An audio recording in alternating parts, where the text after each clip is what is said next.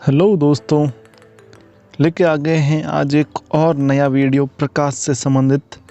और इस वीडियो में हम समझेंगे अवतल दर्पण द्वारा प्रतिबिंब निर्माण कैसे किया जाता है। तो अवतल दर्पण हम सभी जानते हैं कि ऐसा दर्पण वह गोलीय दर्पण जिसका धंसा हुआ भाग परावर्तक के रूप में कार्य करता है, अवतल दर्पण कहलाता है। तो ये देखिए, इस प्रकार हम अवतल दर्पण बना लेते हैं और इसका धंसा हुआ भाग परावर्तक के रूप में कार्य करेगा। मानते हैं ये कोई इसकी लाइन है जो कुछ इस प्रकार से है, और यहाँ पर हम एक प्रकाश किरण मुख्य अक्ष के समांतर इस पर आपतित करवाते हैं। और जब ये प्रकाश किरण मुख्य अक्ष के समांतर इस प्रकार आपतित होती है तो वापस परावर्तित भी होगी। तो ये किस प्रकार परावर्तित होती है, आइए देखते हैं। ये थोड़ा सा इसको यहाँ सही कर देते हैं, ठीक है। तो अब हम इस सारणी में कुल 6 प्रकार के प्रतिबिंब और बिंब की स्थिति पढ़ेंगे। तो नंबर 1 पर हम रखते हैं कि जब बिंब की स्थिति अनंत पर हो,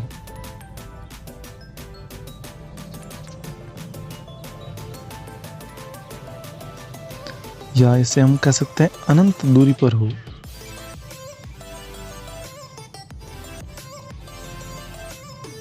तो यहां देखते हैं,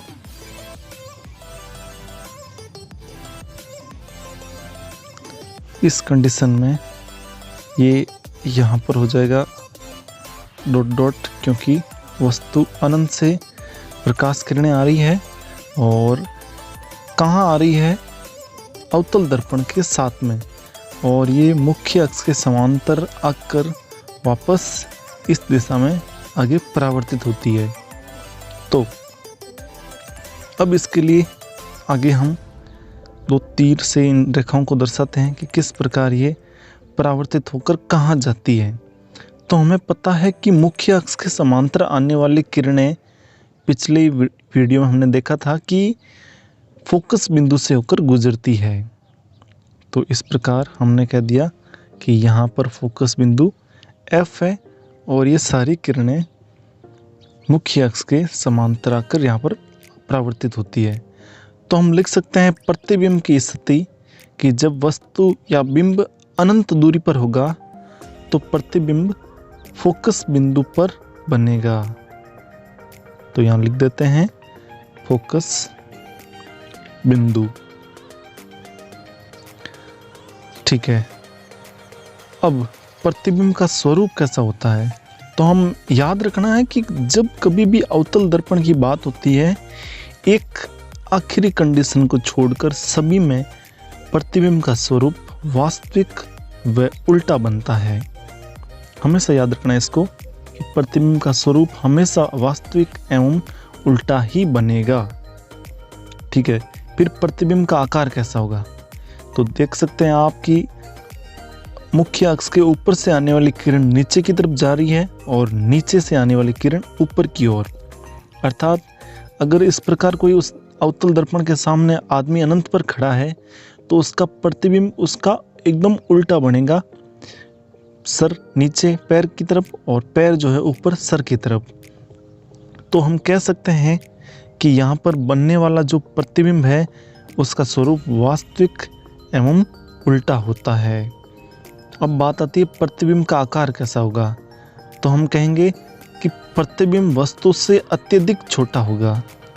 दिखती सी बात है, वस्तु अनंत पर है और एक फोकस बिंदु पर ही प्रतिबिंब बन रहा है, तो बिल्कुल एक बिंदुवत छोटे से बिंदु के समान इसका अत्यधिक छोटा आकार होगा। तो ये इसका पहला केस कंडीशन हो गई जब वस्तु या बिंब अनंत पर होता है। दूसरी कंडीशन है जब हम वस्तु को C अर्थात वक्रता के अंदर व अनंत के मध्य लाते हैं। तो सी और अनंत हमने वक्रता केंद्र के बारे में पढ़ लिया है। अगर नहीं पढ़ा हो तो ऊपर आई बटन पर क्लिक करके आप ज़रूर देख लेना। ये हो गया, इसका हम नाम दे देते हैं चित्र नंबर 1। और नेक्स्ट अपना जो है वो हो जाएगा चित्र नंबर 2। और ये भी एक अवतल दर्पण की बात हो रही, तो अवतल दर्पण बना लेते हैं। और यहाँ इसकी मुख्य अक्ष, ठीक है, और थोड़ा इसको सही कर देते हैं। हाँ,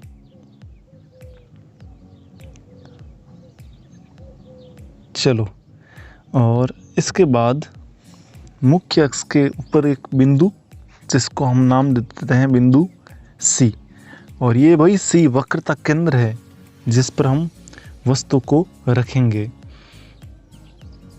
तो अब हमें वस्तु सी व अनंत के मध्य कहीं पर भी रखनी है, तो मैं यहाँ बीच में रख देता हूँ वस्तु को। ये अपनी वस्तु हो गई, ठीक है। अब मान लेते हैं कि एक किरण वस्तु से मुख्य अक्ष के समांतर अवतल दर्पण पर आती है। तो अब क्या होगा, अवतल दर्पण पर आने के बाद ये वस्तु फोकस बिंदु F से गुजरती है। तो ये मैं मान लेता हूँ यहाँ कहीं इस स्थान से तो वस्तु की प्रकाश किरण आती है और F से निकल जाती है, जबकि दूसरी प्रकाश किरण वक्रता केंद्र से आती है। और हम जानते हैं कि वक्रता केंद्र से होकर गुजरने वाली प्रकाश किरण पुनः उसी दिशा में लौट जाती है। तो यहाँ तीर का निशान कुछ इस प्रकार बना लेते हैं। ये F लिख दिया और वक्रता केंद्र C से होकर गुजरने वाली प्रकाश किरण पुनः उसी दिशा में लौट गई। तो ये तीर के निशान आप जरूर बताना परीक्षा में, जिससे कि एग्जामिनर को पता चले कि आपने बहुत अच्छी नॉलेज ली है। तो अब देख सकते हैं कि जो प्रकाश किरण आपस में मिल रही है वह स्थान वक्रता केंद्र C और फोकस बिंदु F के बीच में कहीं है। तो हम कह देंगे कि प्रतिबिंब जो होगा वो C तथा F के मध्य बनेगा। आइए चलते हैं सारणी में, और यहाँ प्रतिबिंब की स्थिति वाले खांचे में हम लिख देते हैं वस्तु C तथा F के मध्य। अब C तथा F के मध्य अर्थात जो अभी आपने चित्र देखा उसी हिसाब से प्रतिबिंब का स्वरूप, जैसा कि हमेशा लिखते हैं, यहाँ पर भी प्रतिबिंब का स्वरूप वास्तविक एवं उल्टा ही बनेगा। और इस बार प्रतिबिंब का आकार वस्तु से थोड़ा सा छोटा ही रहेगा, हालांकि इतना भी छोटा नहीं होगा जैसा कि जब वस्तु अनंत पर थी पहले पॉइंट में, लेकिन यहाँ पर भी वस्तु से छोटा ही होगा। तो ये बन गया अपना प्रतिबिंब इसका दूसरे कंडीशन में, जब वस्तु अनंत और C के मध्य दी गई हो। ठीक है, इसको चित्र नंबर 2 नाम दे देते हैं। और आप भी मेरे साथ अपनी कॉपी और पेन रखकर इनको साथ साथ उतार सकते हैं। बहुत ही इम्पोर्टेंट है और हर बार परीक्षा में इससे प्रश्न बनता है। चलिए अब एक और वस्तु की स्थिति की बात करते हैं। इसके लिए एक चित्र का निर्माण कर देते हैं। मान लेते हैं ये एक कोई अवतल दर्पण है और इसके पीछे वाले भाग पर पॉलिश है, तो इसका धंसा हुआ भाग परावर्तक के रूप में कार्य कर रहा है और ये इसकी प्रकाशिक या कह सकते हैं मुख्य अक्ष है। और यहाँ पर इसका फोकस बिंदु F बना देते हैं और इसी के समान डबल दूरी पर वक्रता केंद्र C। ठीक है, और ये अनंत तक इसकी दूरी जाती रहती है मुख्य अक्ष की। तो तीसरा पॉइंट, अब बिंब की स्थिति रखते हैं वक्रता केंद्र C पर, अर्थात अब वस्तु को हम वक्रता केंद्र जो कि फोकस बिंदु से डबल दूरी पर होता है, वक्रता केंद्र C पर अगर बिंब को रखा जाए तो कैसे प्रतिबिंब बनता है, आइए जानते हैं।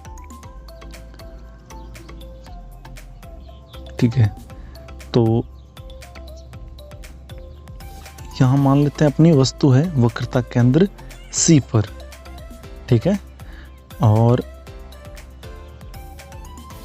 इस वस्तु से एक प्रकाश किरण मुख्य अक्ष के समांतर दर्पण पर आपतित करवाते हैं। चलिए ये लीजिए, मुख्य अक्ष के समांतर प्रकाश किरण आई और फोकस बिंदु से होकर निकल गई। ठीक है, एक प्रकाश किरण फोकस बिंदु से आएगी और मुख्य अक्ष के समांतर निकल जाएगी। बिल्कुल ये व्यवहार होता है प्रकाश किरण का कि वो मुख्य अक्ष के समांतर आती है और इसी के साथ यहाँ से समांतर में गुजर जाती है।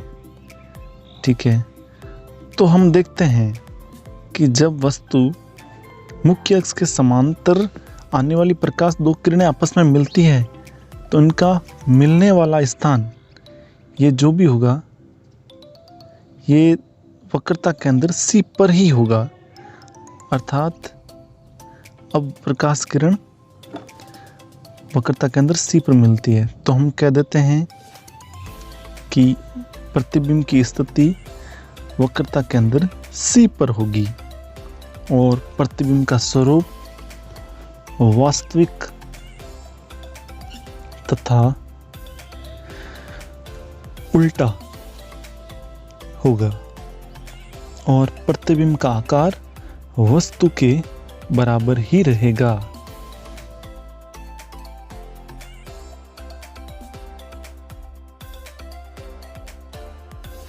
अब लेते हैं चौथी कंडीशन नंबर 4।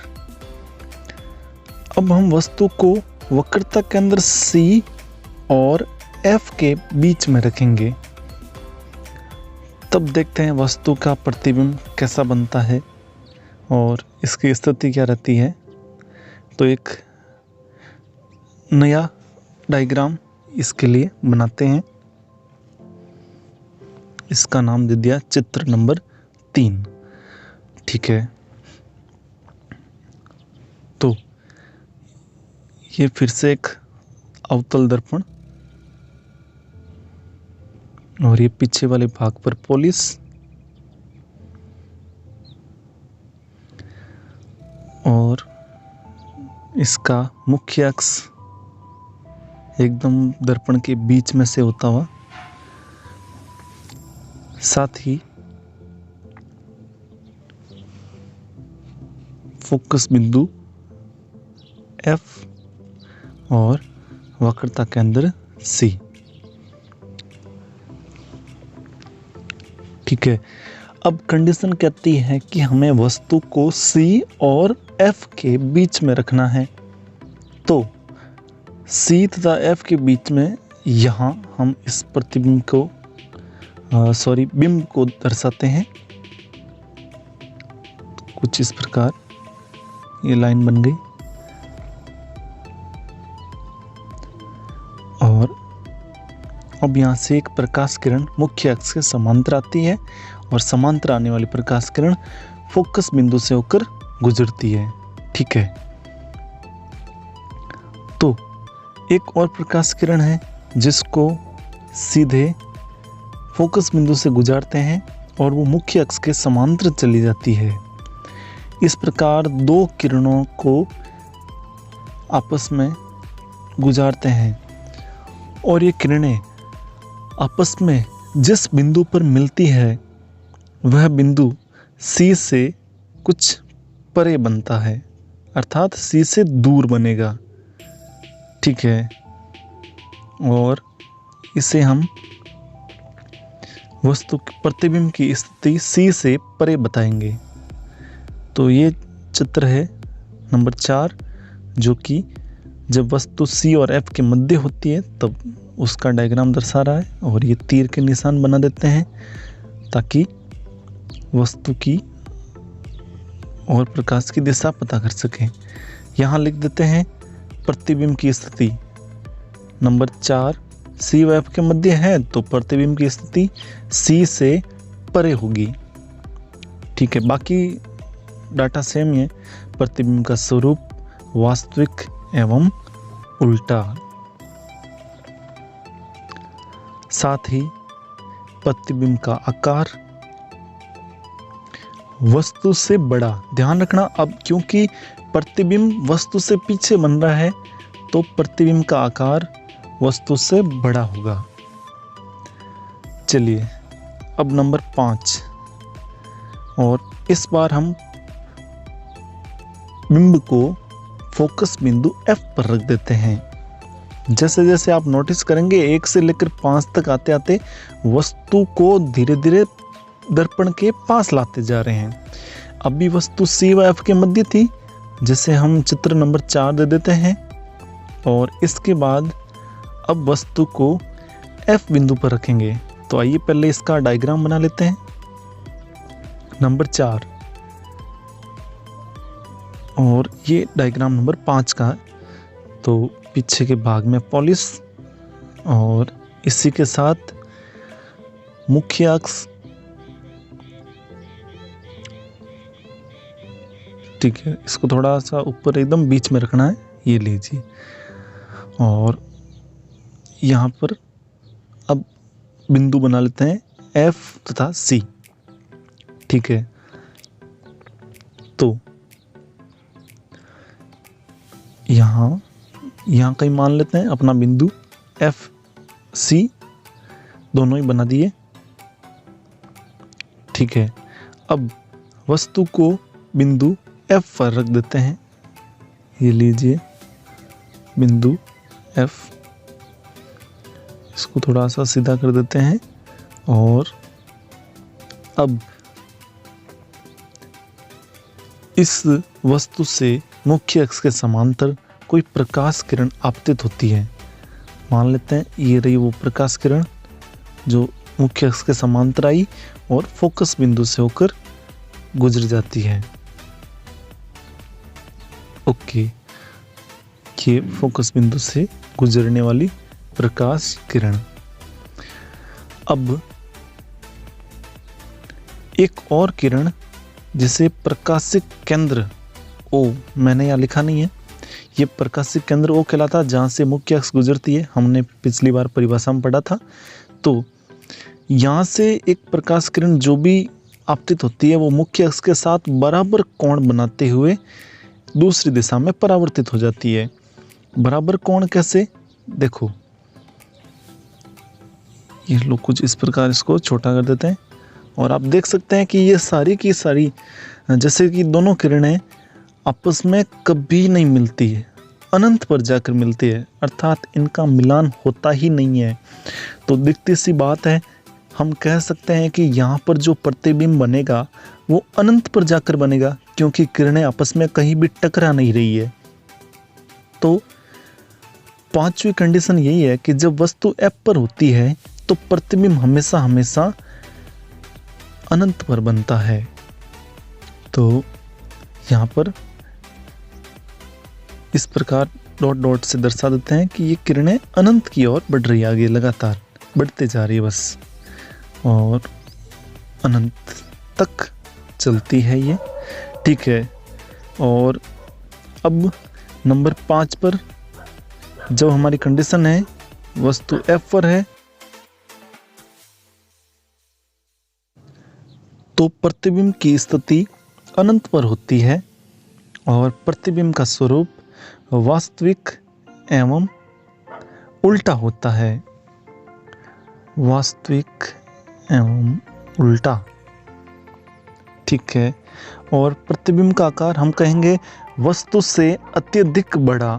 इस बार प्रतिबिंब जो बनेगा वो वस्तु से अत्यधिक बड़ा बनेगा, अत्यधिक बड़ा। ये थोड़ा सा करेक्शन कर देते हैं इसको, बड़ा। ठीक, अब आखिरी कंडीशन की ओर बढ़ते हैं, नंबर 6।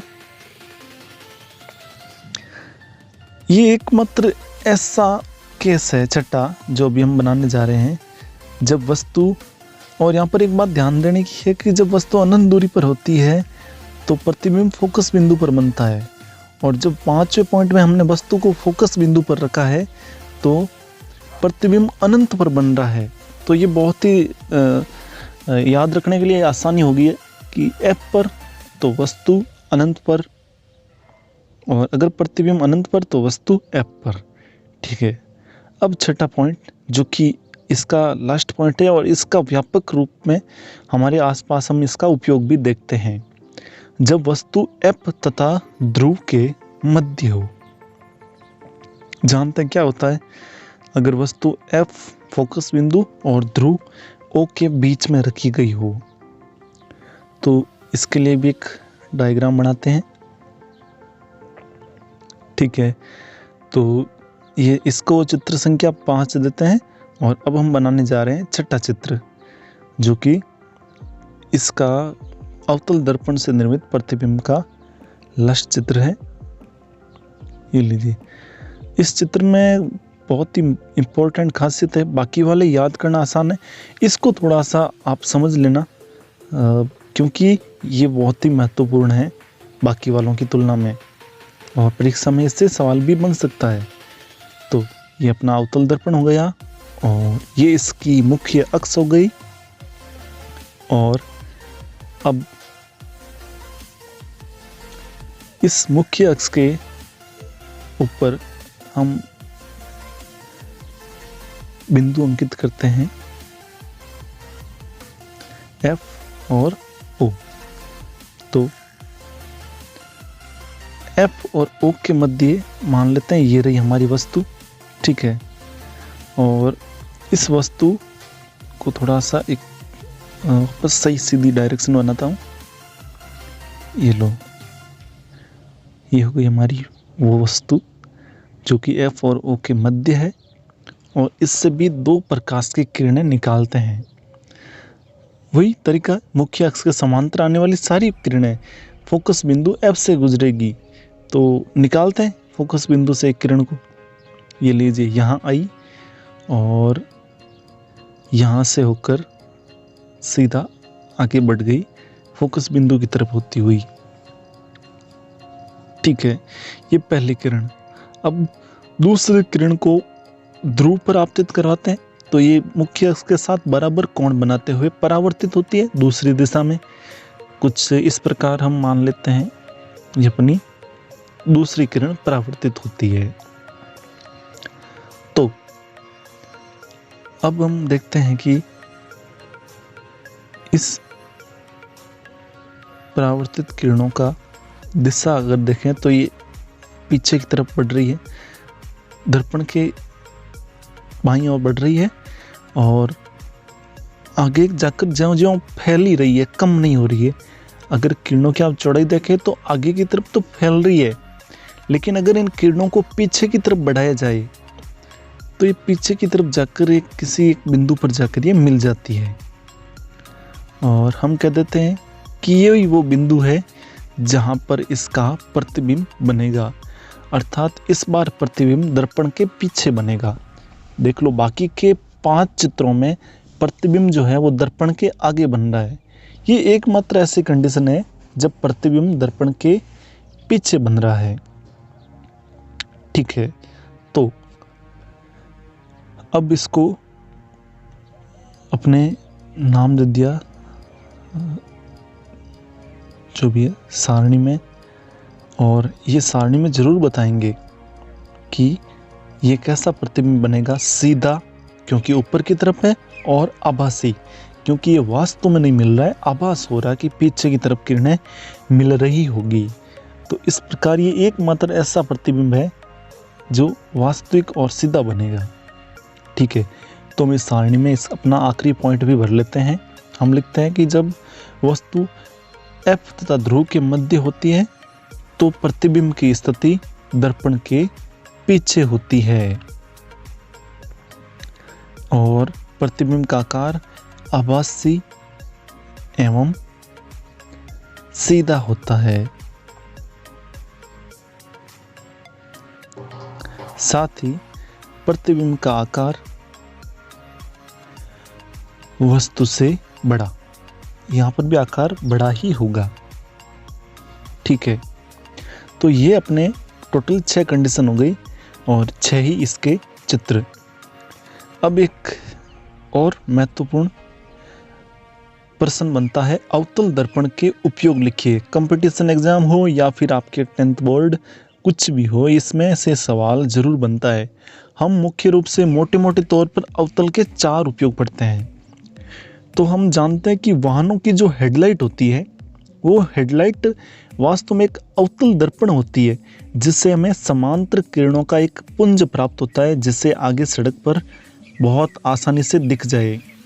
उसी प्रकार अगर सर्च लाइट की बात करें तो सर्च लाइट में भी अवतल दर्पण का प्रयोग होता है। सर्च लाइट सामान्यतः जो पुलिस जो जेल होती है, जेल के अंदर ये बड़ी बड़ी सर्च लाइट लगाई होती है और कुछ लोग इसे बाहर रात्रि के समय काम करते समय इसका प्रयोग करते हैं।